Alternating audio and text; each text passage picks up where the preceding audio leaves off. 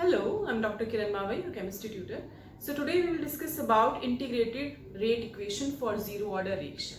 Okay, in our previous videos we discussed about how to solve the questions of order of reaction and rate law equations. Now we'll discuss about integrated form of rate law equation. So we are studying chemical kinetics. According to chemical kinetics equation or rate law equation, suppose we have a reaction A plus B gives C. So we can find out the rate of reaction for this reaction by dA by dt or by dB by dt and dC by dt. Change in concentration of reactant with time or change in concentration of product with time. Or according to rate law equation, we can also write it as R is equals to K A raised to the power x and b raised to the power y. ये दोनों equations हैं जिसकी वजह से हम rate निकाल सकते हैं, रेट ऑफ रिएक्शन, इधर इन दिस फॉर्म और इन दिस फॉर्म. अगर आप इन्हें कंबाइन करेंगे तो आपके पास क्या आया, dA by dt that is change in concentration of A with time is equals to K A raised to the power x B raised to the power y. This form of equation, this form is called differential rate equation. This is called differential rate equation. लेकिन आप इस equation की help से order और proper rate find out नहीं कर सकते हैं. तो क्या करना पड़ेगा, तो हमें इंटीग्रेटेड फॉर्म निकालनी पड़ेगी. ओके, तो हमने क्या पढ़ा, कितने ऑर्डर पढ़े, हमें जीरो ऑर्डर पढ़ा, फर्स्ट ऑर्डर पढ़ा, सेकंड ऑर्डर पढ़ा. तो इंटीग्रेटेड फॉर्म हम जीरो एंड फर्स्ट ऑर्डर के लिए कैलकुलेट करेंगे. Okay, so the topic is integrated form of rate equation. Integrated rate equation for zero order reaction. देखिए बच्चे, ऑर्डर क्या होता है, ऑर्डर आपके पास कोई इक्वेशन है A plus B gives C जो अभी भी लिखी, या simple A gives B. A is reactant, B is product. Here A and B are reactant and C is product. अगर आप किसी इक्वेशन को लिखते हैं, रेट लॉ इक्वेशन को for a particular reaction, you write it as R is equals to K reactant की concentration, activity, concentration. अब यहाँ स्टोइकियोमेट्री 2, 3 कुछ भी पॉसिबल है. ओके, लेकिन इनकी पार आप लगाते हैं x, B की पार क्या लगाते हैं y. ओके, ये है general form of rate law equation. अब कितनी कंसंट्रेशन पे एक्चुअल में डिपेंड कर रहा है, एक्सपेरिमेंटली वो हमें रेट लॉ इक्वेशन से पता चलता है. For zero order reaction order क्या कैसे निकालते थे, ये x प्लस वाई को आप जब समेशन करते थे, जितने भी कंसंट्रेशन टर्म है यहाँ उनकी जो पार होगी उन पार को आप ऐड करते थे, एक्सपोनेंट्स फॉर्म को ऐड करते थे, उससे आपको पता चलता था order of reaction. Okay, so for zero order reaction order कितना है, zero. That is x plus Y कितना आएगा, जीरो. यानी किसी की कंसंट्रेशन टर्म की पावर जीरो है, मतलब क्या है, वो 1 है ना. कि रेट जो है आपका जीरो ऑर्डर का एक्चुअल मीनिंग क्या है, कि जो रेट ऑफ रिएक्शन है वो डिपेंड ही नहीं कर रहा कंसंट्रेशन पर, does not depend on concentration of any of the reactant. Okay, बहुत सिंपल है ये.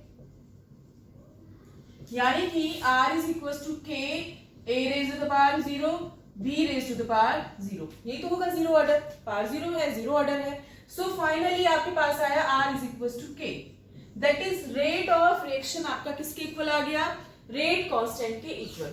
ओके, सो आपके पास अगर रिएक्शन है A gives B, तो आप रेट लॉ इक्वेशन कैसे लिखेंगे, R is equals to K A raised to power 0. और कैसे लिख सकते हैं, in terms of concentration, that is change in concentration of A with respect to time, that is R is equals to minus dA by dt. Since A is the reactant, so we put minus sign here. तो आपके पास ये दो equation है for zero order reaction, दोनों rate की है, आप इन्हें इक्वेट कर सकते हो. तो फाइनली अगर आप डिफरेंशियल रेट इक्वेशन लिखेंगे तो आपके पास क्या इक्वेशन आएगी, देखिए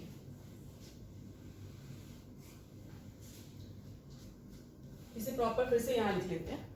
ताकि एक पेज पे कंप्लीट हो जाए। A gives B, A is reactant, B is product. एक बार देख लेते हैं रिकॉर्डिंग प्रॉपर हो रही है या नहीं। Okay, so R is equal to, suppose this is a zero order reaction, this is an example of zero order reaction, so r is equals to k a raised to the power 0, that is r is equals to k. This is equation 1, and r is also equals to minus change in concentration of a with respect to time, both are same, so both are rate of reaction, तो आप इनको equate करके finally differential rate of equation कैसे लिखते हैं, differential rate equation, इन दोनों को equate कर दीजिए just. So you have minus D A by D T is equal to K. Okay, अब इसी से आपको फर्दर प्रोसीड करना है। आप इसे डी डी उधर ले जाइए, D A is equal to K D T. Okay, और इसे आप कैसे लिख सकते हैं, D A is equal to change in concentration of A is equal to minus K D T. अब कुछ नहीं करना, अब इस इंटीग्रेशन करना है इसमें, on integrating this equation both side,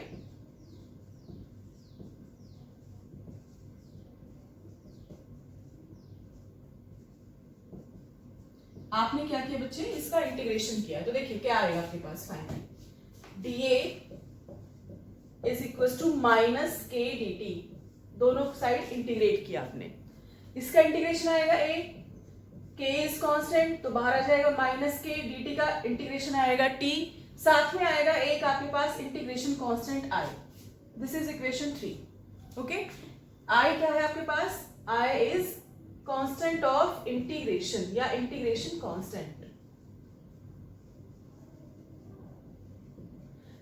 suppose जब इनिशियली आपने रिएक्शन स्टार्ट की थी, that is when time is equal to T is equal to 0, initially just reaction आपकी स्टार्ट हुई है, उस टाइम तो टाइम कितना है 0। इनिशियली जब आपने रिएक्टेंट को लिया तो सिर्फ रिएक्टेंट ही था, प्रोडक्ट फॉर्म तो स्टार्ट हुआ उसके बाद, तो जब टाइम था 0 इनिशियली, तो कंसंट्रेशन ऑफ रिएक्टेंट कितनी थी उस time, A naught initial concentration, and उस टाइम क्या था आपका, time is equal to 0 initially. So अगर ये वैल्यूज हम इस इक्वेशन में पुट करते हैं तो हमारे पास क्या आएगा, ए को हम क्या लिखेंगे, A naught initial concentration is equal to minus K, time कितना है, time is equal to 0 plus I, तो ये तो टर्म हो गई 0, सो हमारे पास वैल्यू क्या आई है, A naught is equal to I, that is I की वैल्यू कितनी आ गई हमारे पास, ए नॉट। अब इस आई की वैल्यू को यहाँ पुट कर दीजिए, ऑन सब्सटीट्यूटिंग, बहुत इजी है ये, on substituting the value of integration constant I in equation 3, so A is equals to concentration of reactant at any time t is A minus kt, that time is t, जिस पे concentration है वो time है t, plus I की जगह आप कितना substitute करेंगे आप, A नॉट। ओके, तो अगर आप इसे रीअरेंज करेंगे, ऑन रीअरेंजिंग दिस इक्वेशन, देखो इस इक्वेशन को मैं फोर्थ नाम दे रही हूँ, ये बाद में काम आएगी हमारे ग्राफ ड्रॉ करने की। ऑन रीअरेंजिंग दिस इक्वेशन, तो आपके पास क्या जाएगा, देखो केटी को यहाँ ले आइए, पॉजिटिव हो जाएगा, इसे यहाँ ले जाइए, A naught minus A. This is the equation for zero order reaction. यहाँ से रेट कांस्टेंट आप फाइंड आउट कर सकते हो, कंसंट्रेशन फाइंड आउट कर सकते हो। This is the integrated form of zero order reaction. तो इक्वेशन क्या है आपके पास, Kt is equal to A naught minus A. Okay, अब देखिए, या आप इसे और क्या कर सकते हैं, T is equal to 1/k या K is equal to 1/t, वो रीअरेंज कर सकते हैं, उसमें कोई बड़ी प्रॉब्लम नहीं है। सो Kt की इक्वेशन हमारे पास फाइनली आ गई है, ए नॉट माइनस ए। बच्चे K क्या है यहाँ, rate constant for zero order reaction. Last time पे हमें पता चल गया ना, रेट कांस्टेंट हर डिफरेंट ऑर्डर के लिए डिफरेंट होता है यूनिट। एंड ए नॉट क्या है, initial concentration of reactant, initial concentration of reactant. Copy pen लेके बैठा करो जब भी वीडियोस देखनी है बच्चे आपको। ओके, ए क्या है बच्चे? A is the concentration of reactant at any time T, और वो टाइम है ये T, at any time T. So this is the derivation for zero order reaction, expression for zero order reaction. अब देखो हम कुछ ग्राफ प्लॉट करेंगे. आपके पास इक्वेशन है, याद कौन सी करनी है आपको? हमेशा के लिए याद करो KT is equal to A0 minus A. ये इक्वेशन हमेशा के लिए लर्न कर लीजिए अच्छे से. न्यूमेरिकल सॉल्व होंगे इसी से. यही फाइनल इक्वेशन है for zero order reaction. But अगर हमें ग्राफ प्लॉट करना है, देखो इक्वेशन है concentration of A at any time T is equal to minus KT plus A0. अब हमें ग्राफ प्लॉट करना है किस किस के बीच में? Between A and T, that is concentration of reactant at any time T versus T. ये graph plot करना आपको. तो देखो क्या होगा. देखो आपने लीनियर इक्वेशन पढ़ी है, y is equal to mx plus c, है ना? तो y एक्सिस पर जो आपको क्या लेना है? A. x एक्सिस पर क्या लेना है? T. तो आपके पास जो इक्वेशन है उसमें ध्यान से देखो.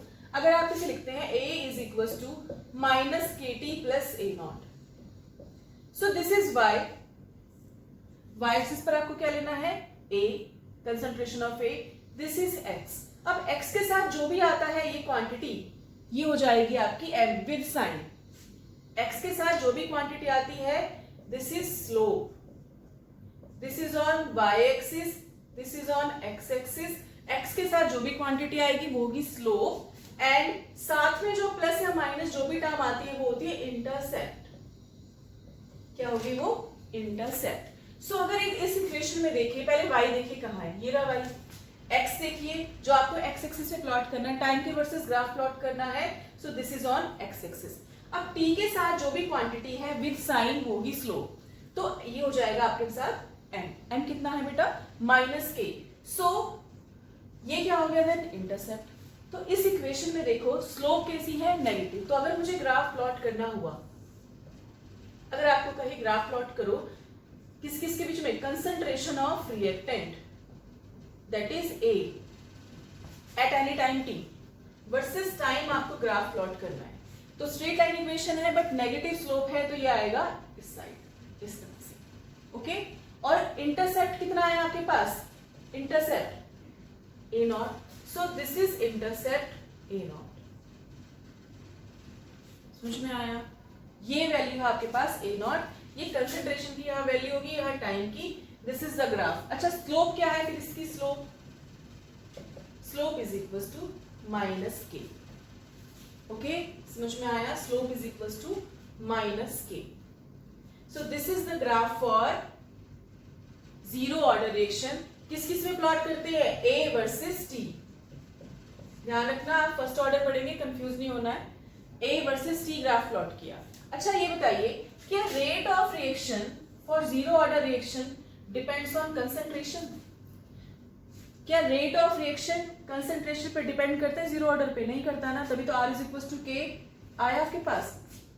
कंसंट्रेशन, रेट ऑफ रिएक्शन और जीरो ऑर्डर रिएक्शन में, rate of reaction for zero order reaction क्या कंसंट्रेशन पे डिपेंड करता है? नो, क्योंकि पावर कितनी है? जीरो, मतलब डिपेंड नहीं कर रहा. तो अगर आपको ग्राफ प्लॉट करना हुआ rate versus concentration of reactant, तो आप क्या करेंगे? कांस्टेंट लाइन है, डिपेंड नहीं करता. सो this is the graph for rate of reaction versus concentration. This is the graph for concentration of reactant versus time. Okay, अभी से वीडियो को पॉज करके इसे नोट डाउन कर लीजिए अपनी कॉपी में. आई होप आपको ये समझ में आया होगा. ओके, अब हम निकालेंगे टी हाफ लाइफ टाइम. इसे नोट करिए बच्चे. So next topic is T half life time. इसी के लिए zero order reaction the, half life time for zero order reaction. Zero order reaction के लिए half life time. T half क्या होता है? देखिए, half life time that is वो टाइम जिसमें आपका रिएक्टेंट हाफ ऑलरेडी कंज्यूम हो चुका है. The time during which half of the reactant has been reacted और कंज्यूम्ड, और रिएक्टेड कुछ भी लिख सकते हो आप, ठीक है, जिसमें क्या हुआ, हाफ ऑफ का रिएक्टेंट ऑलरेडी रिएक्शन शो कर चुका है, ठीक है। तो आपको टी हाफ निकालना है। आपके पास इक्वेशन क्या है, Kt is equal to A naught minus A, ये याद होनी चाहिए आपको। Kt is equal to A naught minus A, concentration of reactant at initially at time t equal to 0 and concentration of reactant at any time t। Now time is t half, तो concentration कितनी हुई आपकी, concentration at any time t, ये वो time है जब आपकी concentration initially की हाफ वैल्यू रह जाती है। आधा रिएक्ट कर चुका तो बचा कितना, आधा, दैट इज इनिशियल का हाफ A नॉट बाय 2, है ना। T half means half of the reactant has been reacted, तो हाफ रिएक्ट कर चुका है तो बचा कितना है, A नॉट बाय 2। आपको याद रखना रिमेनिंग पुट करना होगा इस इक्वेशन में। अब देखिए K T half, time is T half, A naught, this is initial concentration and concentration at any time t, इसको आप t भी लिख सकते हो, कितनी है वो, A नॉट बाय 2। तो आपके पास कितना आया, Kt half equals to A naught by 2, so T half is equals to A naught by 2K। This is the half life time for zero order reaction. This is very much important relation. This relation is also very much important. Okay? अब देखो, अगर मुझे graph plot करना, आपसे बोला जाए कि graph plot करो with T half for zero order, T half for zero order and concentration of reactant A naught, initial concentration. तो आप क्या बताइए, अगर आपसे क्वेश्चन पूछा जाता है, रीजनिंग में क्वेश्चन पूछा जाएगा, does half life time of zero order reaction depends on concentration of reactant, तो yes, initial concentration पे डिपेंड कर रहा है, लेकिन रेट डिपेंड नहीं करता। ओके, रिपीट कर रही हूँ, rate of reaction for zero order reaction does not depend on concentration of reactant. That's why we have written here R is equals to K A raised to the power 0, R equals to K, but half life time depend करता है initial concentration पर, तो दोनों में difference है, याद रखना। अब मुझे टी हाफ और ए नॉट के बीच में ग्राफ प्लॉट करना है। ओके, अब देखो कैसे ग्राफ करोगे, मैं यहाँ शॉर्ट में थोड़ा सा बता देती हूँ। देखो, T half is equal to A naught by 2K, this is on Y axis, this is on X axis, तो y plus Y is equal to M X plus C, Y axis पर हुआ, x के साथ जो भी term होगी वो होगी स्लोप, x के साथ क्या है, x है ए नॉट के साथ क्या है 1/2K, तो 1/2K क्या हो गया, स्लोप। अच्छा, इसके प्लस माइनस में कुछ है, नो, तो इंटरसेप्ट है ही नहीं, इंटरसेप्ट कितनी है, 0। इंटरसेप्ट नहीं होने का मतलब क्या, ग्राफ आपका कहां से शुरू होगा, ओरिजिन से। सो स्ट्रेट लाइन ग्राफ है, ओरिजिन से स्टार्ट होगा, बिकॉज इंटरसेप्ट 0 है, y is equal to M X plus C, m क्या है, स्लोप है आपके पास 1/2K। ओके, तो ये आपका कंप्लीट हो गया है integrated rate equation for zero order reaction. Starting हमने कहां से की, डिफरेंशियल रेट इक्वेशन लिख लो, minus dA/dt equals to K for zero order, उधर ले जाओ K dt, इंटीग्रेट करो, dA is equals to minus K dt, ये हो जाएगा A, ये हो जाएगा KT प्लस I है कांस्टेंट की वैल्यू निकालने के लिए A को कर दो इनिशियली, तो हो जाएगा A नॉट, T हो जाएगा 0, तो I आ जाएगा A नॉट के इक्वल। आपने इस इक्वेशन को पुट किया, इसमें फाइनली ग्राफ आया आपके पास, इक्वेशन आई Kt is equal to A naught minus A।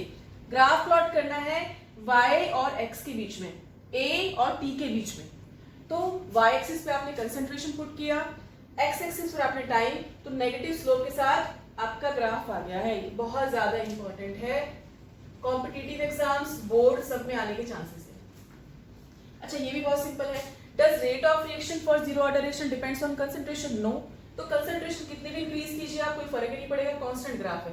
देखो, आप कहोगे इंक्रीज हो रहा है, इंक्रीज नहीं हो रहा, देखो यहाँ देखिए, आप रिएक्टेंट को आप यहाँ इंक्रीज करे जा रहे हो, suppose this is 0.1, 0.2 molar, 0.3 molar, 0.4 molar. जब आप कंसेंट्रेशन इंक्रीज कर रहे हो तो रेट की वैल्यू तो सेम ही है, सपोज दिस इज 1, ऐसे आर्बिट्रेरी वैल्यू रख लो, 2, 3, this is 3.5।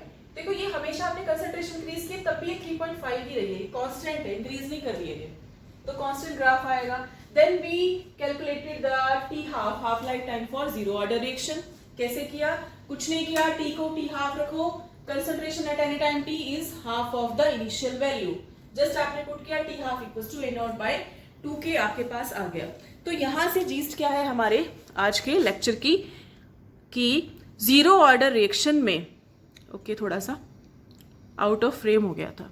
Zero order reaction में ये आपको नीचे दिखाई दे रहा है, ए नॉट है यहाँ, दिस इज ए नॉट ही तो है. For zero order reaction rate does not depend on concentration but half life time depends on initial concentration. So video को पॉज करो, इसे नोट डाउन करो, एक क्वेश्चन करते हैं solve. So this is the question. The rate constant for a reaction A plus B gives C is 0.003 mole per liter per second. How long will it take for the initial concentration of A to fall from 0.1 to 0.075 molar. थोड़ा कुछ समझ में आया? एक reaction given है आपके पास, उस reaction के लिए रेट कांस्टेंट की वैल्यू कितनी है? K is equals to 0.003 mole per litre पर सेकेंड. अब आपको टाइम बताना है, वो टाइम बताना है जिसमें इनिशियल कंसंट्रेशन आपकी फॉल हो जाएगी from 0.1 to 0.075. That is initially इतनी कंसंट्रेशन है और कुछ टाइम बाद वो टाइम आपको फाइंड आउट करना है कि कंसंट्रेशन 0.1 से कहां पहुंच जाएगी? 0.075. देखो ये रिएक्टेड नहीं बताया, इतना बताया कि यहां से शुरू होगी यहां तक खत्म हो जाएगी. अब देखो ऑर्डर ऑफ रिएक्शन का कुछ आइडिया लग रहा है आपको? ऑर्डर ऑफ रिएक्शन बताइए. ऑर्डर ऑफ रिएक्शन तो आप रेट कांस्टेंट की यूनिट देखकर ही फाइंड आउट कर सकते हो. रेट की यूनिट क्या है कांस्टेंट की? K is equals to mole per litre per second. किसकी होती है? जीरो ऑर्डर की. Very good. कैसे पता किया? K is equals to concentration 1 minus n time inverse. Okay, तो मोल पर लीटर की कितनी पावर आई हुई है यहाँ? 1 पावर. 1 पावर कब आएगी? जब 1 में से 1 माइनस n कितना आना चाहिए? 1. n कितना है? 0. यानी कि कौन सा ऑर्डर आया? 0. सो this is a zero order reaction. चलो हमें पता चल गया है कि जीरो ऑर्डर रिएक्शन है, इनिशियल कंसंट्रेशन गिवन है, K गिवन है, फाइनल कंसंट्रेशन गिवन है, टाइम निकालना है. जीरो ऑर्डर के लिए एक इक्वेशन है, KT is equals to A naught minus A. Time निकालना है, इसे नीचे ले जाओ. So time is equals to 1 by K A naught minus A. Easy है. चलो 1 by K is 1 by 0.003. A naught is 0.1 minus 0.075. इसे सॉल्व कर लेना. टाइम आपके पास आ जाएगा कितना? 8.35. 8.35. अब मुझे बताओ मैं सेकंड लिखूं, मिनट लिखूं, आवर्स लिखूं? किस में लिखूं? सेकंड, मिनट, आवर, कुछ भी. देखो रेट कांस्टेंट में क्या है? सेकंड. तो देखो कंसंट्रेशन किस में होती है? Mole per litre. 1 by K that is mole per litre per second. ये तो कैंसिल हो गया, तो ऊपर जाएगा तो सेकंड में आएगा ना. सो दिस इज इन सेकंड. इतना करने की जरूरत नहीं है. यहाँ यूनिट देख लो, K की जो यूनिट है वही यहाँ यूनिट आ जाएगी टाइम की. तो मिनट भी लिख सकते हैं, सेकंड भी लिख सकते हैं, आवर भी. तो आपको सेकंड में आंसर आना चाहिए. सो आई होप आपको ये क्वेश्चन समझ में आया होगा. ओके, अब हम सॉल्व करेंगे यही equation for zero order reaction. Zero order कर चुके हैं for first order reaction. Okay, तो पॉज करके इसे नोट डाउन कर लो बच्चे. आपसे अगर आपसे T3/4 पूछा जाए, T3/4 for zero order reaction. T3/4. T half समझ में आया है? टी हाफ क्या होता है कि आपका जो रिएक्टेंट है वो हाफ रिएक्ट कर चुका है. Half of the reactant has already been reacted. This is T half. ये समझ में आएगा, ये भी समझ में आएगा. तो T3/4 क्या होता है? T3/4 का मीनिंग है कि 3/4 of the reactant, 3/4 of the reactant has been reacted. Okay, 3/4 of the reactant has been reacted. वो टाइम आपको कैलकुलेट करना है. जीरो ऑर्डर के लिए एक इक्वेशन है, कौन सी? KT is equals to A naught minus A. ठीक है, KT is equal to A naught minus A।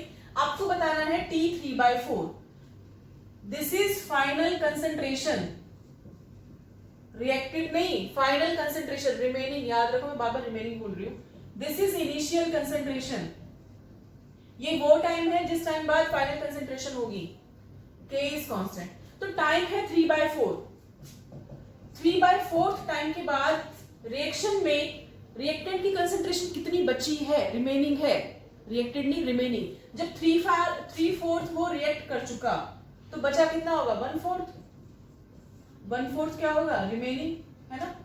कैसे आया भाई, A नॉट में से कुछ माइनस करना पड़ेगा, कितना माइनस, इनिशियली A था, रिएक्ट कितना कर लिया, 3/4 A, तो बचा कितना, एलसीएम ले लो 4 - 3, सो दिस इज 1/4। तो initial concentration is A naught, final concentration is 1/4 A naught. तो आप क्या करेंगे, K T 3/4 is equal to A naught minus A naught by 4। Don't put 3/4 A naught here, 3/4 बच्चे नहीं आएगा, 3/4 रिएक्ट कर चुका, तो बचा कितना, 1/4, ऐसे निकाला आपने माइनस करके। ओके, सो T 3/4 ये कितना आया है बताओ, A नॉट में से 1/4 माइनस कर दो, कितना जाएगा, बचेगा 3/4, तो 3/4 बाय A नॉट, इसे नीचे ले आओ तो K, 3/4 A naught by K, समझ में आया, बोलो, दिस इज टाइम 3/4। अब आप इसे फर्दर कितना भी एक्सटेंड कर सकते हो कि find the relationship between T 3/4 and T half, वो आपके लिए होमवर्क है, करके देखना T हाफ एंड T 3/4 में क्या रिलेशन है।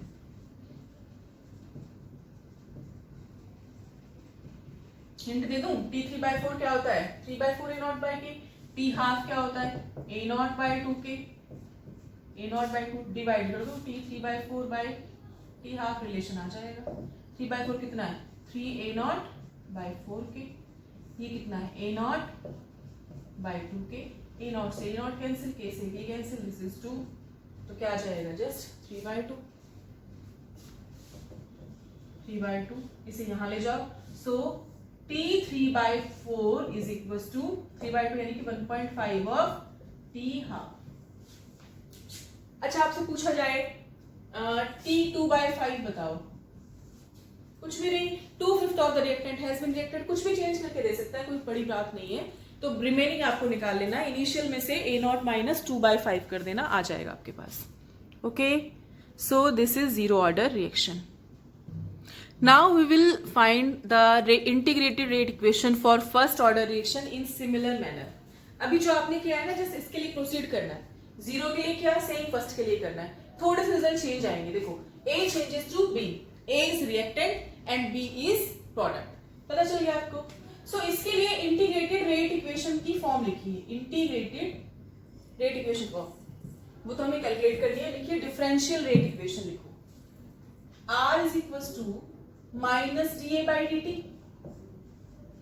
है ना, minus dA/dt, and R is also equal to K A raised to power 1। Since this is first order reaction, तो रिएक्टेंट की कितनी पावर तक डिपेंड करेगा, 1 तक, सो R is equal to K A raised to power 1। इन दोनों को जब आप कंबाइन करते हो तो आपके पास बनता है डिफरेंशियल रेट इक्वेशन। मैं इसे साइड में लिख रही हूं ताकि पूरा बोर्ड आपका कवर हो सके। So minus dA/dt is equal to K A raised to power 1। This is differential rate equation form for first order reaction. This is differential rate equation. पहले वो वाला नोट डाउन कर लेना बच्चे, R is equals to K A, R is equals to minus dA/dt, इन दोनों को equate करके ये इक्वेशन आई है, कौन सी, डिफरेंशियल रेट इक्वेशन। तो जब भी क्वेश्चन में पूछा जाएगा राइट डिफरेंशियल रेट इक्वेशन, तो इन दोनों को इक्वल कर देना। Okay, so minus dA/dt equals to K, again हमको इंटीग्रेट करना है, A एक ही टर्म को एक साथ ले आए, ये भी A ये भी A, तो इसे यहां ले जाओ, dt को ऊपर ले जाओ, so minus dA/A is equals to K dt लिख सकते हैं, और dA/A that is change in concentration of A divided by concentration of A, change by concentration is equal to minus K D T. उसी की तरह है ना, बस यहाँ a एक्स्ट्रा आ गया है, जीरो में ये a नहीं था, है ना। अब इसे इंटीग्रेट करो, integrating this equation on integrating this equation both side. तो आपने क्या किया, इसे इंटीग्रेट करते हैं, dA by a is equal to minus K D T. dA by a का इंटीग्रेशन होता है log of a, नेचुरल log of a, ln a। This is minus K, is constant, ये बाहर आ जाएगा। dt का इंटीग्रेशन होगा t और साथ में आएगा एक integration constant i। This is equation 1। Okay, तो देखो ln a is equal to minus K T by I. ये ln a क्या है, इसको आप at भी लिख सकते हो, concentration of a at any time t। Okay, या सिंपल a से समझ जाओ। अब देखो इनिशियली जब आपने रिएक्शन को जो स्टार्ट किया था तो सिर्फ आपका रिएक्टेंट था, रिएक्टेंट प्रोडक्ट में तब तक कन्वर्ट हुआ नहीं था। Initially at time t is equal to 0, तो a की कंसंट्रेशन किसके बराबर थी, a नॉट के, है ना। इनिशियल कंसंट्रेशन तो a नॉट थी when time t equal to 0। बस आपको ये वैल्यूज यहां पुट करनी है। तो देखो ln a is equal to minus K, time है 0 प्लस i। सो यहां से आपके पास i किसके बराबर आया, now since this is initial time तो आप कंसंट्रेशन लिखोगे a naught. So i is equal to ln a naught. अब i की वैल्यू पुट कर दो इस इक्वेशन में सिमिलर मैनर में। जस्ट यहां देखो वहां log नहीं था, या नेचुरल log है, log बेसिस, ठीक है। So ln a is equal to minus K T plus ln a naught. इसे रीअरेंज करते हैं, रीअरेंज करने पे क्या होगा आपके पास, के टी, इसे यहां ले जाओ, ये पॉजिटिव हो जाएगा, इसे यहां ले जाओ, ये नेगेटिव हो जाएगा। K T is equal to ln a naught minus ln a। समझ में आया, इजी है। अब देखो आपके पास log के ना कुछ रूल होते हैं। क्या रूल होते हैं कि log a माइनस b अगर है, log b, तो आपके पास वो डिवाइड हो जाएगा, ln a by b हो जाएगा। So kt is equal to ln a naught by a। This is very much important relation. Okay, equation 2 important है काफी ज्यादा। अगर नेचुरल लॉग को log बेस 10 में कन्वर्ट करोगे, किसकी वैल्यूज आप निकाल नहीं पाओगे।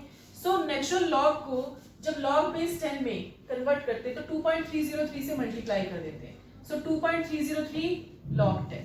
सो आप इसको भी कन्वर्ट कर दीजिए। So kt is equal to 2.303 log base 10 a naught by a। This is the final relation for first order reaction.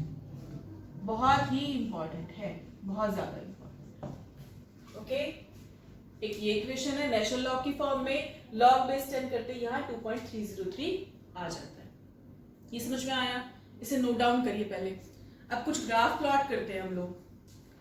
देखो कुछ टर्म्स में क्लियर कर देती हूँ कि a आपका चेंज हुआ b में, इनिशियली वो कितना है, a नॉट। ओके, तो ये कितना है, 0। फाइनली ये हो गया आपका a। ठीक है, अब देखो और इस फॉर्म को कैसे चेंज कर सकते हो, या तो ऐसे लिख सकते हो, या इनिशियली आपका a कितना है, रिएक्टेंट कितना है, स्मॉल a, प्रोडक्ट कितना है, 0, when time t equals to 0। Suppose after time t इसका x अमाउंट, इसका x मोल रिएक्ट कर गया, किसका, a का, तो बचा कितना, a माइनस एक्स, और ये कितना फॉर्म हुआ होगा, x, है ना। तो initial amount is a, final amount is a minus x, and small x is the reacted amount. तो इसकी एक और फॉर्म हो सकती है, क्या फॉर्म हो सकती है, kt is equal to 2.303 log base 10 initially is small a divide by finally कितना बचा, a minus X. This is also equation for first order reaction. k क्या है बच्चे यहाँ, k is rate constant, rate constant for first order reaction. T क्या है? Time. ए क्या है? स्मॉल ए क्या है? Initial amount of reactant, initial concentration of reactant. और a माइनस एक्स क्या है? ये दिख रहा है आपको, फ्रेम में आ रहा है यहां तक। a माइनस एक्स क्या है? एक सेकेंड, मुझे थोड़ा एडजस्ट करना पड़ेगा। देखो,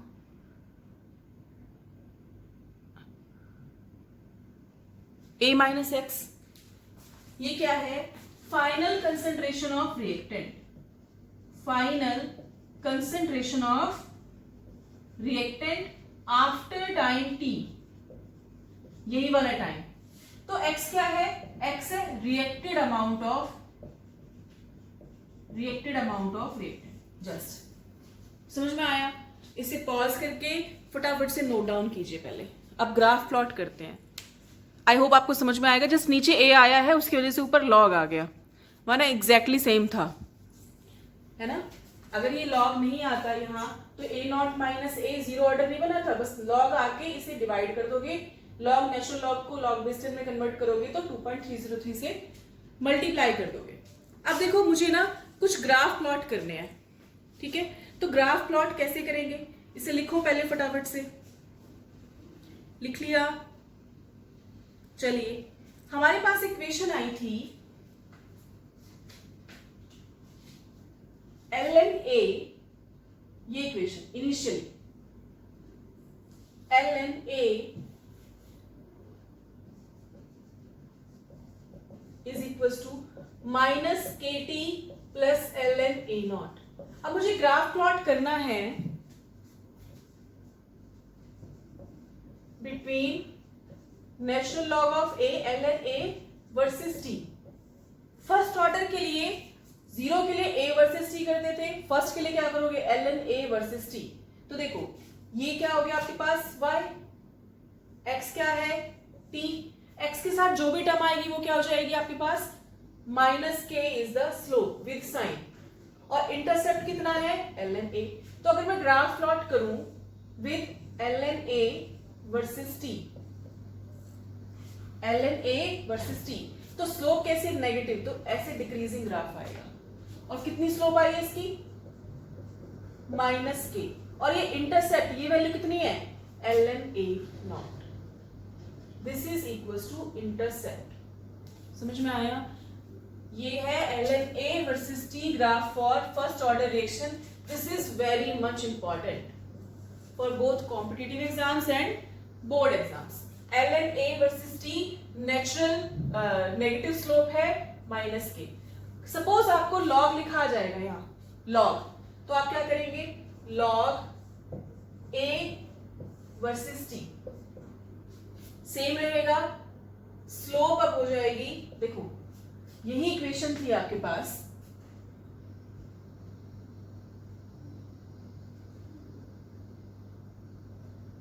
इसी इक्वेशन को अगर आपको क्या करना है, सेम इक्वेशन में आपने क्या किया? log ले लिया, तो ये क्या हो जाएगा? log base 10a equals to, I hope आपको वो दिख नहीं रहा होगा। देखो, स्लोप में बस आपको क्या करना है? माइनस के डिवाइड बाय 2.303 हो जाएगा, जो आपको नेचुरल लॉग हटाने से आया है, and this is log a not. ln a है तो स्लोप होगी माइनस के, log है तो 2.303 आ जाता है। कहां से आता है? देखो, यहां से आ जाता है। इसी इक्वेशन को ऊपर देख लो, ln a minus K T plus ln a not. यहाँ 2.303 लगाओ और हटाने के लिए सबको डिवाइड कर दो, तो किसका बचेगा? केवल kt का बचेगा ना, तो minus K by 2.303। This is very very much important. ये दोनों सेम ही है, बस ln और log का डिफरेंस है।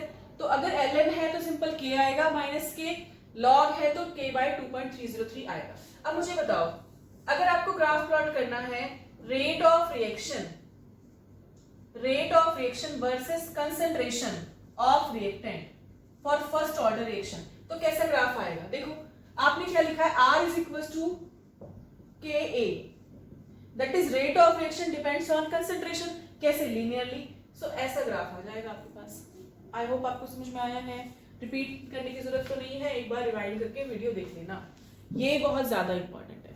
मैं लास्ट में क्या करूंगी, सारे ग्राफ एक बार रिवाइज करा दूंगी। ओके, इसे नोट डाउन करो। अब हम टी हाफ लिखते हैं, half life time. I hope out of frame कुछ नहीं गया होगा। ठीक है, चलो। नाउ सपोज आपके पास ग्राफ प्लॉट करने के लिए आ जाए log A naught by A versus T. आपको ये इक्वेशन आई है, final equation for first order reaction.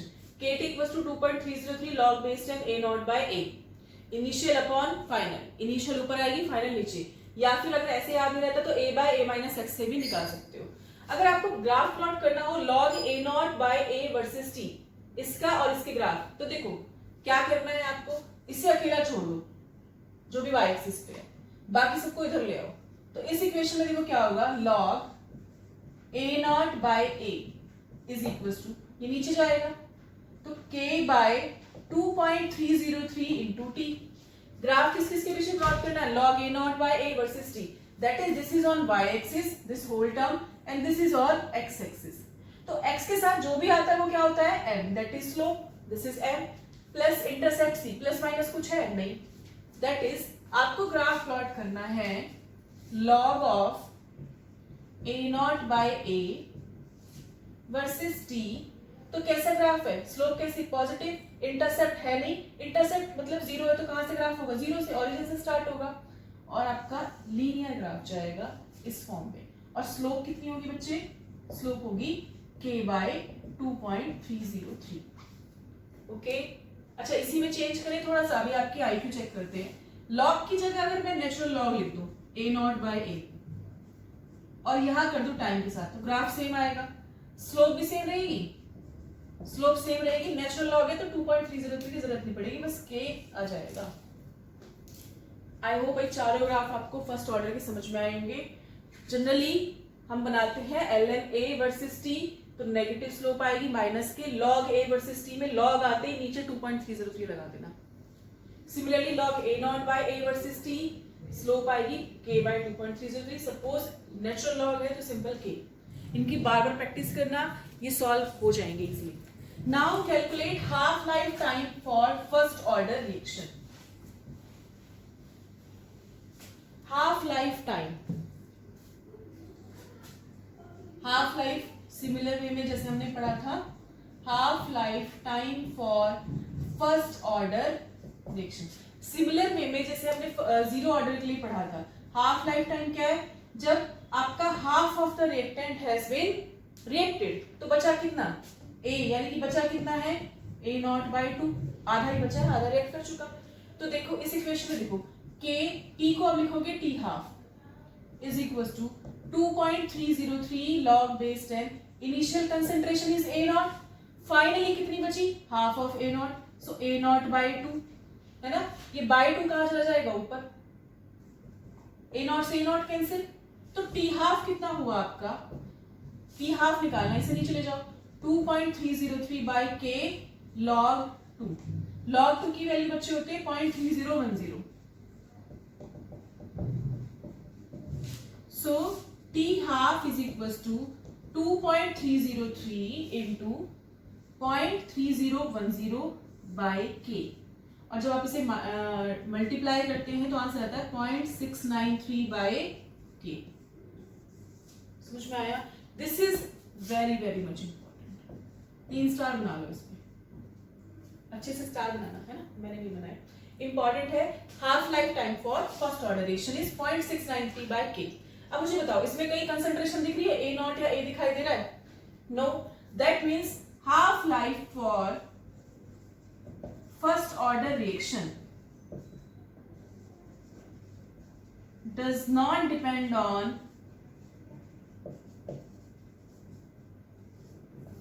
concentration of reactant, but rate depend करता है, और जीरो में उसका अपोजिट होता है।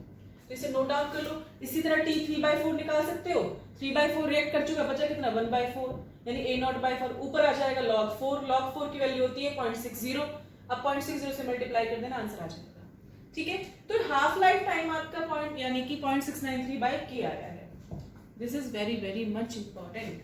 अगर मैं कहूँ टी हाफ और ए नॉट के बीच में ग्राफ प्लॉट करो तो कहीं ए नॉट दिखाई दे रहा है, वाई वाली एक्सिस तो मिल गई, एक्स तो कहीं दिखाई नहीं दे रहा, एक्स दिखाई नहीं दे रहा तो कांस्टेंट ग्राफ, कोई चेंज नहीं आएगा।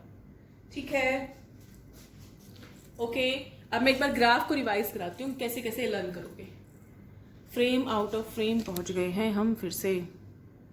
चलिए लिख लो बच्चे इसे, आप सारे ग्राफ एक बार रिवाइज कर लेंगे। This is very very very much important, T half. चलो ग्राफ रिवाइज करते हैं, नेक्स्ट वीडियो में क्वेश्चन सॉल्व करेंगे हाफ लाइफ पर और फर्स्ट ऑर्डर इक्वेशन पर।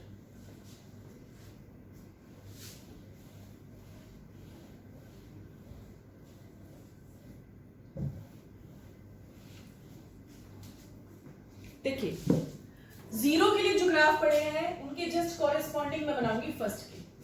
जीरो की इक्वेशन लिखो, K T is equal to A naught minus A, है ना।